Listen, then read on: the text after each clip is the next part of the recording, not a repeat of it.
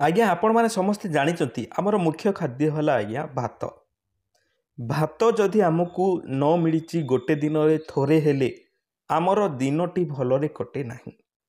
किंतु आज्ञा से ही भात बा से चाउल को जो चाष करी जो चाषी भाई उपार्जन करुच्ची से भाई माने आज असंतोष कहीं असंतोष आज्ञा ए पर्यंत अनेक भाई जो चाष भाई माने 30 रु 40% चाषी भाई माने निजर धान को अमड़ कर सारे हेले ए पर्यंत धान किणा आरंभ होना।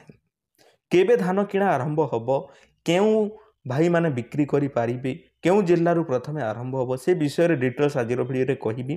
एठारे पेपर रे बाहर आपण माने देखि पारुथबे जे आपण माने देखि पारुथबे एठारे कोन कुहा जाउची आज्ञा जे धान किणा विलंबित चाषी असंतोष कहीं असंतोष होउचंती आज्ञा कौन सब असुविधा रही आज भिडियो मुझे आपको कहूँ निहाती भाव में भिडियो को शेष पर्यटन देखो आपण मैंने डिटेल्स जानीपारे। खबर रे एठारे डिटेल्स कहुच्छी कौन जे बरगड़ जिले में चाषी मैंने खरीफ धान अमड़ आरंभ कर जे मुझे कहूली 30 रु 40% भाई मैंने समस्ते अमड़ कर सारे जिलार उभय हीराकुद जलसेचित और अणजल एवं अणसेचित अंचल अमड़ प्रक्रिया आगे चली। अनेक चाषी क्षेत्र धान फसल काटी मध्यरु केतेक जमी रे हार्वेस्टर माध्यम तो आउ केतेक खड़ा को कटा धान आनी अमड़ करिसेंती। किपरि अनेक चाषी अमड़ धान को खड़ारे सुखैथिबा बेले आउ केतेक सुखा धान को बिक्री पाई रखिसेंती। एपरिकी यही सब जिनिस से माने करि सारलेनी ऑलरेडी। मंडी खोली नथिबा जगु से माने अमड़ धान को बिक्री पाई मंडी को नहीं पारि नाहांती। जेहेतु आज्ञा मंडी जेबे खुलिबो तेबे सिना नेबे। आसंता 20 तारिख रु 21 तारिख भितर आज्ञा खुली जिवो स्टार्ट हे जिवो। 20 तारिख रु जिल्ला रे धान मंडी खोलिबाकू धान संग्रह कमिटी बैठक रे निष्पत्ति निया जायछि। तेबे मंडी खोलिबाकू आहुरी 12 दिन थिबा बेले एते दिन धरी अमड़ धान को किभली सुरक्षित रखिबे ताकू नै चाषी चिंता बढ़ी जाउछि। आज्ञा देखंतु गोटे चाषीटीए 6 मासरे थोरे टंका रोजगार करिवार सुजोग पाए तार जेते धन संपत्ति थाए सबू लगे दी थाए चाष जमी तार परिवार जेते जिनिस सबू सबू सेइठरू ही चढ़े सेइथरू जदि तांको उचित जिनिस बा उचित सुविधा न मिल पारे ताहले एइठारू आउ दुख कथा आउ किछि नाही। एहाकु नै चाषी महल रे असंतोष बढ़िबारे लागिछि। खरीफ ऋतु रे बरगड़ जिल्लार उभय जलसेचित और अणजलसेचित अंचल चाषी माने चाष धान चाष करिथांती।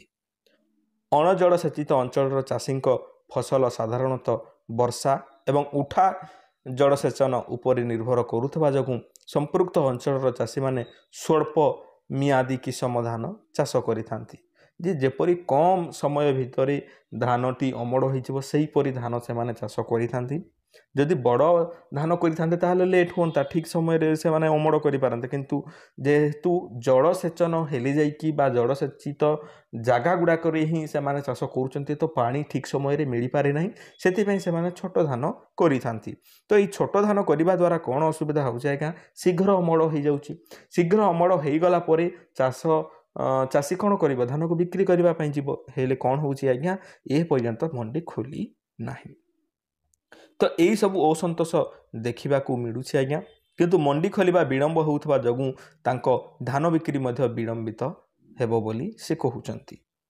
देखंतु आज्ञा जे कलापाणीर चाषी नेता सुरेश ने कांटी कहिसंती जे 3 एकर जमीर धान अमड़ करि सारिचंती।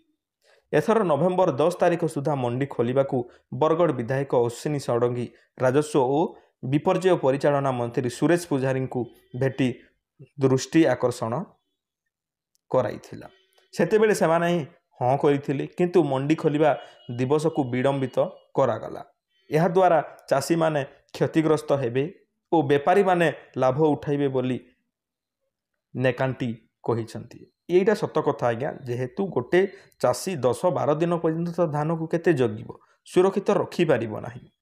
जेहेतु सुरक्षित रखी पारिबे नाही एठारे दुर्नीति आरंभ होई जिवो निहति भाबरे। दुर्नीति जेतेबेले आरंभ होबो आज्ञा तो एठारे बड़ बड़ बेपारी माने ही एठारे तांकर लाभ उठेइबे।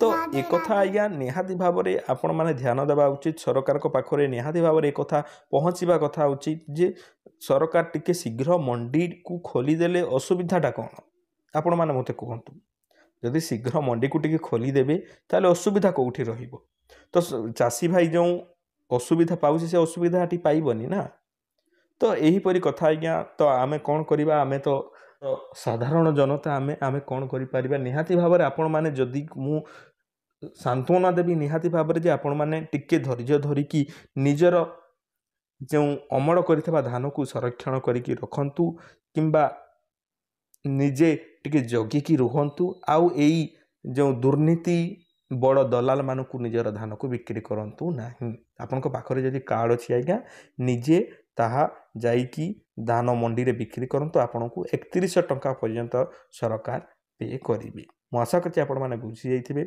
एई सब असुविधा रही जाय आज्ञा कोन करिबा कहंती चाष काम जहार बड़ सुख ताहार सेई व्यक्ति को मु खोजुछि आज्ञा आमे माने समस्त खोजुछु चाष काम जे केते कष्टकर काम आमे समस्त जनसाधारण को खाद्य जोगौछु जदि चाषी चाष न करिबो आज्ञा कोन असुविधा हो जानि पारिछंती तो परिवार रेट बड़े पड़े जाउछि 80 90 100 किंतु धान रेट केबे भी बढ़ुनी आज्ञा आशा करछि आपण माने बुझ जाइथिबे वीडियोटी यदि भल लागिला लाइक टे कर देबे संग मानक पाखको शेयर कर देबे हमर चैनल रे एही पर वीडियो गुडा को देखिबा पई हम चैनल को सब्सक्राइब कर देबे पुणी देखाबा एक सुंदर वीडियो रे से पर्यंत आपण माने मते विदाय दियंतु धन्यवाद।